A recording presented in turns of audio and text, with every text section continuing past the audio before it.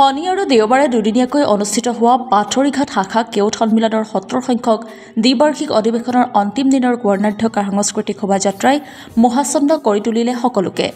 কেওট জনগোষ্ঠীৰ স্বকীয় সাজপাৰ পৰিৱেশনেৰে শোভাযাত্ৰাত অংশ লৈ জাতীয় কৃষ্টি সংস্কৃতিৰ প্ৰতিফলনেৰে উলিওৱা সাংস্কৃতিক শোভাযাত্ৰা উদ্বোধন কৰে দৰঙৰ লেখক তথা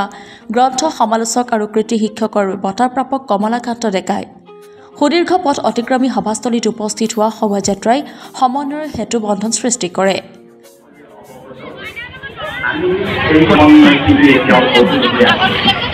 আমি এই কথা জানো যে অসমত বিভিন্ন জাতি উপজাতি জনগোষ্ঠী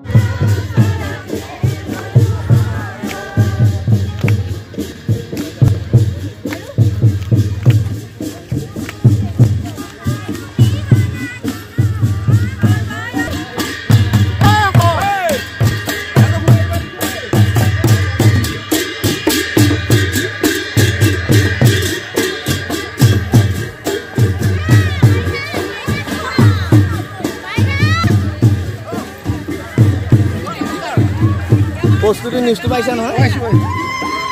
ঠিক আছে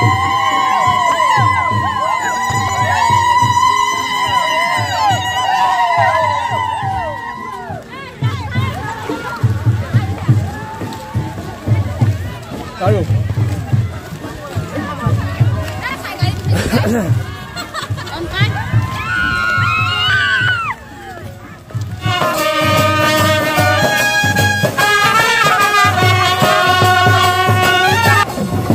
নাম ধৰ না ভাই নাম নধৰা কি হয় এনে আহিলে হ'ব নি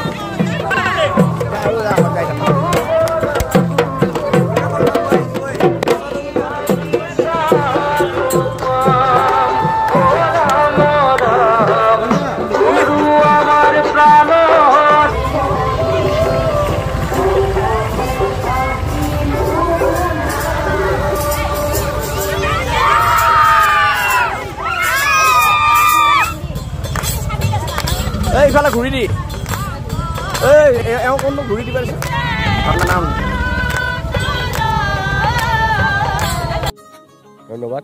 অসম টুডেছক আমি ধন্যবাদ জনাইছোঁ আপোনালোকে আজি আমাৰ এই যিটো কেওট আমাৰ সন্মিলনৰ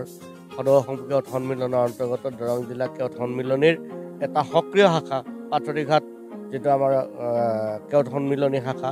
এই শাখাই দুদিনীয়া কাৰ্যসূচীৰে ৭০ সংখ্যক দ্বিবাৰ্ষিক অধিৱেশন অনুষ্ঠিত কৰিছিল আৰু এই যোৱাকালি আমাৰ বিভিন্ন বৰ্ণাঢ্য কাৰ্যসূচীৰে ইতিমধ্যে প্ৰথম দিনৰ কাৰ্যসূচী সমাপ্ত হৈছে আজি আমাৰ দ্বিতীয় দিনৰ এই যি বৰ্ণাঢ্য শোভাযাত্ৰাৰ যি কাৰ্যসূচী আছিল এয়া আমাৰ এতিয়া চলি আছে আপোনালোকে দেখিছে আমাৰ এয়া এক সমন্বয়স্থলী হিচাপে আপোনালোক পথৰুঘাটক আপোনালোকে আগৰ পৰাই জানে যে পথৰুঘাট হৈছে সমন্বয়স্থল আৰু এই সমন্বয়স্থলীত আজি এই যি কেওট জনগোষ্ঠীৰ যি স্বকীয় যি জাতীয় তেওঁলোকৰ স্বকীয়তা ইয়াত সম্পূৰ্ণভাৱে পৰিচয় পাইছে আৰু ইয়াত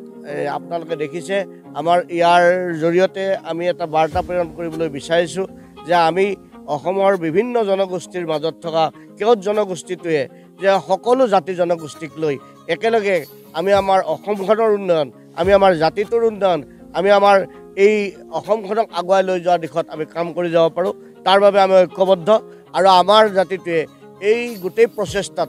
আজি 1921 চনৰ পৰা এই 100 বছৰীয়া যি আমাৰ যাত্ৰা কেওট সন্মিলনীৰ এই যাত্ৰাত আমি কাম কৰি আহিছোঁ বৰ্ণাঢ্য যি আমাৰ সাংস্কৃতিক শোভাযাত্ৰা আছিল এই সাংস্কৃতিক শোভাযাত্ৰা উদ্বোধন কৰিছে অসমৰ তথা দৰং জিলাৰ এজন সুসাহিত্যিক আৰু তেখেত এজন কৃতি শিক্ষক আৰু তেখেত হৈছে কমলাকান্ত ডেকা ডাঙৰীয়াদেৱ আৰু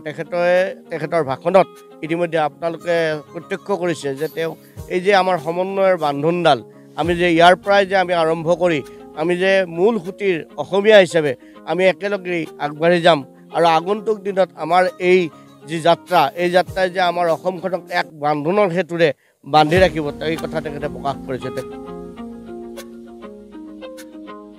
দৰঙৰ পৰা কণ আলী হাজৰিকাৰ ৰিপৰ্ট অসম টুডে।